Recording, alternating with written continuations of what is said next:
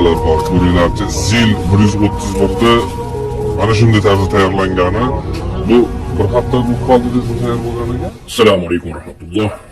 Utilizatsiya haqida ikkinchi qism video va bu o'sha juda muhim video. Uni oxirigacha ko'ringlar. Bu aynan petitsiya, ya'niki barcha mana shu yerda qancha ko'p sizlar mana shu videodan to'g'ri xulosa qilib fikrlaringizni qo'ysalaringiz, bilamanki davlat rahbariyati prezidentdan boshlab vazir janoblari, muftiyat, tem bo'lib Ramazon oyi kelyapti. Shu videoni ko'rib, to'g'ri xulosalar chiqarib, oddiy xalqning ohu-vohini, dardini eshitadilar degan umiddaman. Shuning uchun videoni diqqat bilan ko'rib, alal oqibatda petitsiyaga qo'shilaman degan kommentariyada men yozaman va kommentariyalarda faolroq bo'linglarki, toki rahbariyat to'g'ri xulosalar qilsinlar. Videoni boshida ko'rganimizdek, mana shunaqa soyuz paytida chiqarilgan gaz, zil mashinalari, bularni bizning moslari ham juda baquvvat, yaxshi temirdan qilingan va bular tashiydigan yuklarni O'zbekiston sharoitida, aynan O'zbekiston qishloq xo'jaligida ham, soxnon qurilishida ham tengi yo'q mashinalar hisoblanadi. Va agar biz hozir bularni ko'r-ko'rona, uzoqni ko'zlamasdan agar yo'q qilsak, kelinglar bo'lmasa plus va minuslar haqida gaplashaylik. Eski mashinalarni yo'q qilishni kelinglar birinchi plusini aytaylik, lekin minusi ko'proqligini keyin tushunib olasizlar. Plusi to'g'ri, shaharda eski mashinalar kam bo'ladi. Deylik, zamonaviy mashinalar ko'proq ko'zga ko'rinadi. Va Qo'shtirnoqchida sizlar o'ylaganchalik yaqibi havo tozalanadi. Deylik, sizlarga ishondik. Ana endi minuslarga kelaylik. Xuddi videoni boshida ko'rganingizdek, mana bu mashinani qaranglar. Qancha ichiga kartoshka to'ldirilgan. Va barcha shu optim bozorlarga boradigan yoki oddiy O'zbekiston fuqarosi doimo ko'radi-da, demak qishloq xo'jaligida ham, boshqa joylarda ham mana shularda tarang qilib kartoshka, piyoz, sabzi, poliz mahsulotlari aynan bozorlarga mana shunaqa katta hajmda olib kelinadi. Agar shularni keyin bo'lak qilib yetkazaman deb o'ylagan bo'lsalaringizlar, hozir itak bizlarga kartoshka, piyoz, sabzi, основной sabzavotlar ham o'ta qimmat, to'g'rimi? Deylik, bu mashinalar hozir o'ylovsiz yo'q qilinsa, buni jabrini ne только o'sha shofyorlar ko'radi. Buni jabrini butun O'zbekiston o'zini shkurasida, o'zini terisida va o'zini kashelyogida чувствовать qiladi. Nega deganda, deylik, Xitoy mashinalari bunchalik yuk ko'tarmaydi va qishloq xo'jaligiga kirdi-chiqdiga u mashinalar dosh bermaydi. Bir-ikki adashib kirib qolishi mumkin, lekin keyingi safar unaqa yuk bilan chiqa olmasligi ham mumkin. Va bu logistikani narxini ko'taradi. Logistika narxi ko'tarilsaga avtomatik tarzda qarabmizki, itak O'zbekistonda narx-navolar osmonda, to'g'rimi? Va mana shu oddiy kartoshka, sabzi, piyoz, yo sezonni, deylik, tarvuz, qovun, boshqa narsalar yanada narxi oshadi. Demakki, bu hozir uzoqni ko'zlanmagan qaror. Bunga ko'z yumib, hozir biz bu mashinalarni yo'q qilib olsak, prosta metallonga topshirib olsak, yillar davomida O'zbekiston xalqi qimmat polis dehqonlar va bog'bonlar mahsulotini o'z dasturxonida ko'radi. Bu ham bir sizlarga bir fikrlash uchun o'ylov. Undan tashqari, bu mashinada ko'rayotganimizdek qarashlari qancha somon ortilgan. Xuddi shunaqa somon, shaloxa, kombikor va boshqa narsalar aynan shunaqa mashinalar tashiydi. O'zi bizda itak, qoramolni, chorvachilikni yemlarni narxi itak qimmat, go'sht ham bo'li qimmat. Agar biz bularni mana shunaqa ko'rko'rni yo'q qiladigan bo'lsak, o'zi go'shtlarning narxi itak osmonda va bundan da osmonda bo'ladi. Bu ham to'g'rimi? To'g'ri. Va xuddi shunaqa shag'al, qum va boshqa shunaqa stroyka mahsulotlari, yo plita toshishga mo'ljallangan KAMAZ, dinamerlar, shalandalar, bular hammasi aynan ko'pincha soyuz mahsuloti. Va aynan shu mashinalar hozir ko'rko'rona yo'qotilsa, itak bizda qurilishlar sifati past va narxlar yanada oshib, deylik, jabrini butun O'zbekiston o'zini cho'ntagida ham, o'zini shkurasida ham чувствовать qiladi. To'g'ri aytyapmanmi yo'qmi, to'g'rimi? Shuning uchun Qo'shtirnoqchida ekologiyani o'ylayotganlar, yana bir marta qaytaryapman.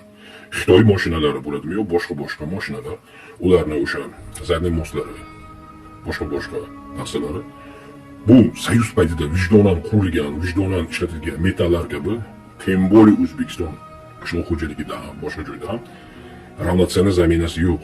Teng o'rnini almasha oladigan texnika hozirgi kunda yo'q.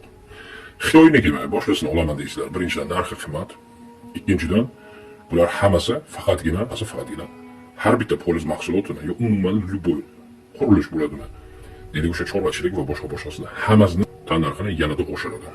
Shuning uchun aziz vazirlikda o'tiradigan rahbariyat, ba'zi bir mana bu deputatlar, yo ba'zi bir soxta jurnalistlarni men qattiq so'kib, ba'zida tupoy deyishimda ham o'ylamayki, mana bu hozirgi oddiy primerlarda men sizlarga tushuntirib berdim. Buni qilib ko'rishlaringiz mumkin, lekin oqibatini va zararini butun O'zbekiston his qilganda va alal oqibatda barchalaringiz qarg'ishda qolganda, yaqinda kirib kelayotgan, hatto Ramazonda tutadigan ro'zalaringiz ham, qiladigan duolaringiz ham 0 tiyin, 1 tiyin emas, 0 tiyin bo'ladi. To'g'ri aytyapmanmi? Shuning uchun tushunaman, hammada xatolik bo'ladi. Ekologiya deb bong urib, ko'r-ko'rona tandirlarni buzish, boshqa narsalarni to'xtatish kerak. Qaytaryapman, kerak bo'lsa men avvalgi videolarimda ham aytganman. Bu xalqning ichida fidoyi insonlar bor. Har bitta vatan degan vatanparvar emas. Mana shu xalqning ichida agar sizlar to'g'ri muloqot qilaman desalaringizlar, prezident administratsiyasidan boshlab, vazirlik, boshqa kelinglar, o'tirib, xalqning vakillari, mana men kabi aktivistlar bor. Oddiy xalqni oq-vohini eshitinglar. Hech qachon bu yaxshilik olib kelmaydi. Ikki dunyoda ham sizlarga yaxshilik olib kelmaydi. 1000 ro'za tutasizlarmi? Millionta masjid qurasizlarmi? Millionta maktab, bog'roq qurasizlarmi? Hammasi befoyda. Qachonki mana bu oddiy xalqni qaqshatib, mana shunaqa uzoqni o'ylamasdan chiqaradigan qarorlar agar bo'lsa. Shuning uchun hissiyotlarni pasaytirib, hech kimni korona не упадет с вашей головы deydi-ku, boshlaringizdan tojlaringiz yiqilmaydi. Hamma tushunib turibdiki, hamma xatokor. Beayb faqat Parvardigor. Yagona Allohim o'zi nuqsonsiz. Inson borki, biz xatokormiz. Kelinglar, kibrga berilmasdan, asl o'zimizni qora ko'zlarni o'ylab va bizning sharoitimizda kecha, kunduz demay, mana shu zil mashinalar bo'ladimi, gaz mashinalari bo'ladimi, deylik yo boshqa mashinalarda odamlarni uzoqini yaqin qilib, kerak bo'lsa o'sha stroy materiallarini, juda ko'p mahsulotlarni baribir mana shular yetkazib beryapti. Va xuddi shunaqa aytyapman-ku, ba'zi bir ustalar o'zini sanduq, beshik va har xil mebel mahsulotlarini yasab o'zlari olib borib berishadi. Negaki aynan bu mashinalar baquvvatligi hisobidan. Bitta mana shu mashinalar hozir ko'pi o'ylovsiz chiqarilsa, alal oqibatda butun O'zbekistonga bu katta zararlar olib keladi. Shuning uchun Ramazon oldi. Kelinglar, barchalaringiz, Prezident Mirziyoyev, Muftiy Hazratlari Nuriddin Domla, Bosh vazir Abdulla Oripov, sizlardan o'tinib so'rayman. Mana shu butun boshli 38 million aholini ko'z o'ngida aytyapman sizlarga.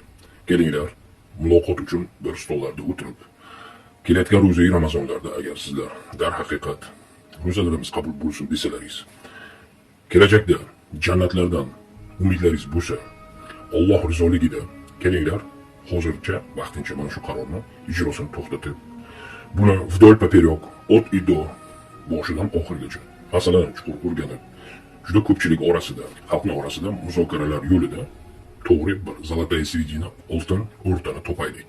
Men aytgan omillar hech qaysi bir hazil gaplar emas. O'sha aytganim, men sizga 5 kishi aytdim. Vaholanki mana bu kommentariyalarda o'qisalaringiz, nikkalab, 13talab, 10talab oilalari bor. Men ito sredniy sifra 5 kishi deb oldim. Vaholanki o'zbek oilalari katta oilalar. Mana kommentariyani o'qinglar. Akam men zil mashinada 12 kishini bo'laman. Mashinam 75-yil edi.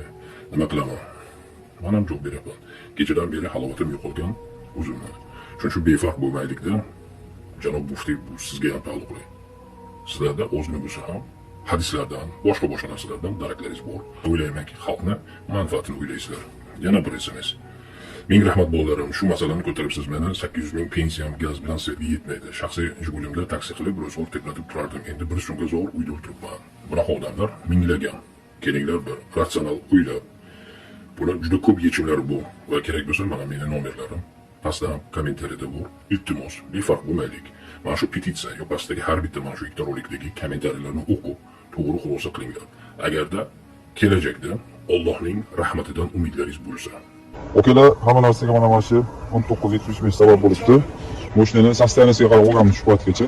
Mashinada hech qanaqa muammo yo'q. Maydalanishga noloyiq mashina edi. Lekin o'sha gapim, mashinamni ham yo'g'ida ko'ngil ko'pchilik biladi. Zaharli tutuni ham yo'q edi.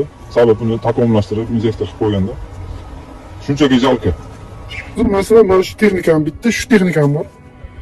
Shu texnikam bilan farzandlarimni ertalab bog'chaga yetaman, olib kelaman. O'zim tadbirkorman, akvachiman, akva sexim bor. Akvaga ham shu mana bag'aj qo'yganman, bag'aj o'rnatganman, shu bilan tirikchiligim shu bilan. Yaqinda keladigan Ramazon oyida butun boshli xalqimizni xursandchilik va Ramazondan keyin qo'shni keladigan ketma-ket Ramazon bayrami va Navro'z bayramiga munosib bir hadya qilaman desalaringizlar, bu qarorni ijrosini to'xtatib, hammasini o't uyda o'rganib, o'sha takliflar birinchidan ularni Texas Motordan o'tkazib, mayli bitta yarimta ichida nosoz bo'lishi mumkin, lekin qolgan yaxshi ishlaydigan mashinalarni butun boshli nimaga ko'r-ko'rona yo'q qilishga mutlaqo qarshimiz. Negaki bu narsani qilsa, bu yillar davomida o'zbek xalqi o'zini cho'ntagida, o'zini shkurasida buni jabrini ko'radi.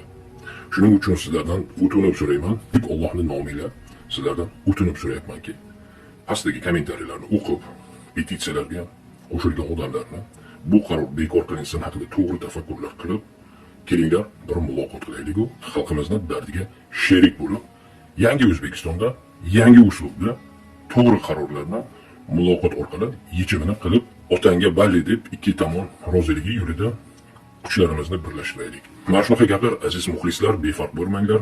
Pastdagi kommentariyadagi petitsiyani qo'llab-quvvatlab, qaror bekor qilinsin deganga ko'proq like, kommentariy yozinglar va o'ylaymanki, O'zbekiston rahbariyati bu videolardan to'g'ri xulosa qilib, men kirgizgan takliflar yo'q, sizlarda agar takliflar bo'lsa, fikrlaringizni kommentariyalarda yozinglar, toki oltin urdini topib, mazlum bo'lib qolgan oddiy xalqimiz jabrini ko'rmasinda va katta oilalarni bardavom boqib, qishloq xo'jaligi ham baraka topsin, shofyorlarimiz ham baraka topsin va O'zbekiston rahbariyatidan ham Alloh rozi bo'lsin degan xulosaga barchamiz kelaylik.